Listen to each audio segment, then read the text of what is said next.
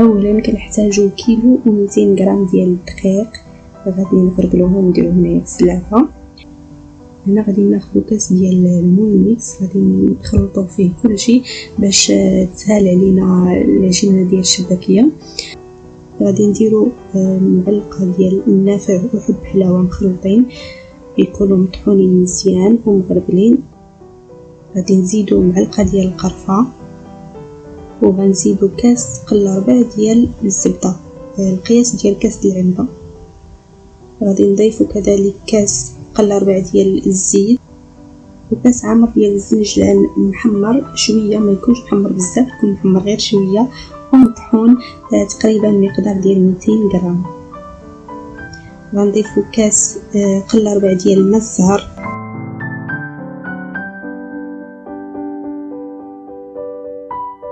غنضيفو ضامه ديال الزعفران وشويه ديال الملحه وساشيه ديال خميره الحلويات.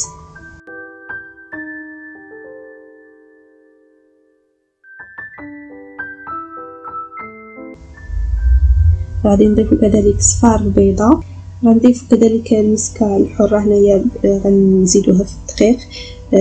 هنايا المسكه الحره غنحملها مع الدقيق، كطحنوها مع الدقيق باش تطحن لكم مزيان. في الخلاط غادي نزيدو 4 كاس ديال الخل وكاس ديال الماء. من بعد ما طحنا المكونات كنحصلوا على هذا الخليط، غنضيفوه مباشر على الطحين، وغادي نجمعوا الخليط، غادي نجمعوه باش تكون واحد العجينه اللي متماسكه، ما تكونش مرفوفه بزاف وما تكونش قاصحه. هنايا غادي نبداو يعني مره نزيدو شويه ديال الماء الزهر ولا نزيدو الماء حتى تجمع لنا العجينه. نتوما عينكم ميزانكم، يعني ما غاديش ما ديروش بزاف ديال الماء باش ما تجيكمش العجينه مرفوفه. المهم تابعوا الفيديو، حنايا غنبقاو هكا حتى نجمعوا العجينه كامله ونرجعوا معكم.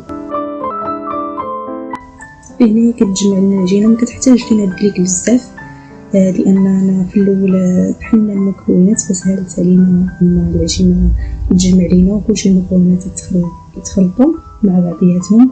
فهنايا جاتنا العجينه كيف ما كتشوفوا متماسكه هكا شويه، كما قلت لكم ما تكونش قاصحه بزاف، ما تكونش لينه، ما تكونش رقه. غادي نديروها هنايا في بلاستيكه وغادي نخليوها ترتاح واحد شويه. عاد من بعد غادي نرجعوا نخدموها. هنايا غادي ناخذوا العجينه غادي نقسموها لقطع صغار. وهنايا كما قلت لكم غادي نقادوهم هكا على شكل مسنات، غادي نطويوهم على 4. دائما نديروهم في بلاستيكه ونغطوهم بالسلوفان باش ما ينشفوش لينا، باش يبقاو رطبين. غادي نقادو هذوك المرسوات كاملين اللي قطعنا، غادي نقادوهم بهذا الشكل وغادي نديروهم في بلاستيكه، نخليوهم عاد شويه يرتاحوا.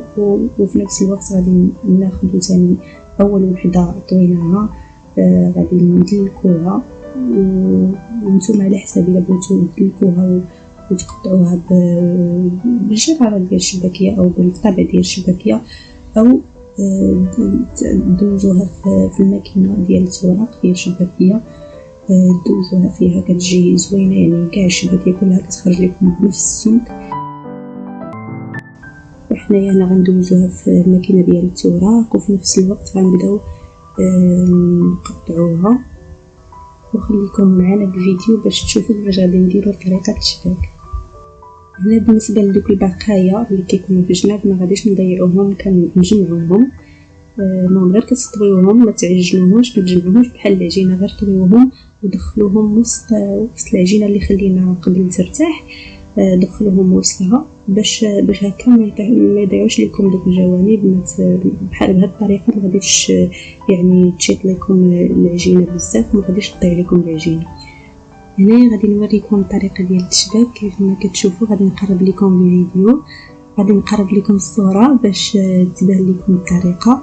هنايا بالنسبه لهاد الطابع اللي قطعنا به الشباكيه فيه 5 ديال خرجت لنا فيه 5 ديال الاشرطه.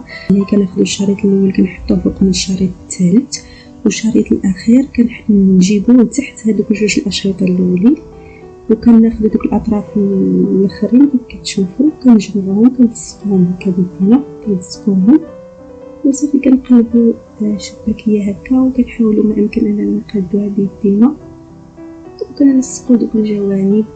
هانتوما كيف كتشوفوا كتبان كتجي بهذا الشكل زوينه، الشكل ديالها زوين.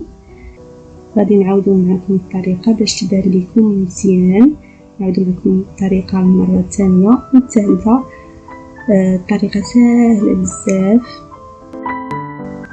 هكا كنكونوا سالينا كاع العجين، وها هي الشباكيه كامله خرجت لينا فيها الكميه ديال كيلو 200 غرام. خرجت لنا فيها طاوه كبيره وجوج طاوات صغارات. هانتوما الطاوه وجوج طاوات اخر في الصوره ليكم دابا تشوفوهم. كميه اللي كبيره وكثيره وزوينه. دابا غادي نخليوهم ينشفوا، ضروري تخليوهم ينشفوا، ما تشبكوهمش مباشره وديروهم في المقله لانهم غادي يتفتحوا لكم. غادي نخليوهم هكا يضربوهم بالبرد هكا شويه ينشفوا. عاد ديك الساعه غادي نديرو مقله ونديرو فيها الزيت، نخليوها حتى تسخن مزيان وعاد نحطوهم يتقلاو كما كتشوفوا دابا. غادي نخليوهم كيف ما كتشوفوا دابا، غادي نخليوهم يتقلاو ونقلبوهم حتى يتحمروا ويطيبوا مزيان. هكا كتكون طابت الشباكيه ديالنا. غادي نحيدوها من الزيت ونخليها شويه تقطر. نحيدوها هكا ونخليها شويه غير تقطر من داك البقايا ديال الزوائد ديال الزيت، وغادي نلوحوها مباشره في العسل ونخليهم حتى يتشربوا مزيان العسل. عاد نحيدوهم ونديروهم يستقطروا. وهكا كنكونوا حصلنا على الشباكيه اللي جات زوينه ورائعه بزاف. ما نحتاجش نهضر لكم عليها، راه الصوره كتبين لكم كل شيء. جات زوينه، لا المذاق ديالها ولا القرمشه ديالها ما جاتش معجنه. المهم جات زوينه بزاف. رشنا عليها الدنجلان. هنايا لسان الطير غادي نديرو لكم في فيديو اخر. الفيديو الجاي ان شاء الله غادي يكون ديال لسان الطير. المهم هذا الفيديو ديال الشباكيه كنتمنى انها تكون نالت اعجابكم وما كرهتكمش تجربوها. اللي ما عمرها صوبت الشباكيه تجرب هذه الطريقه.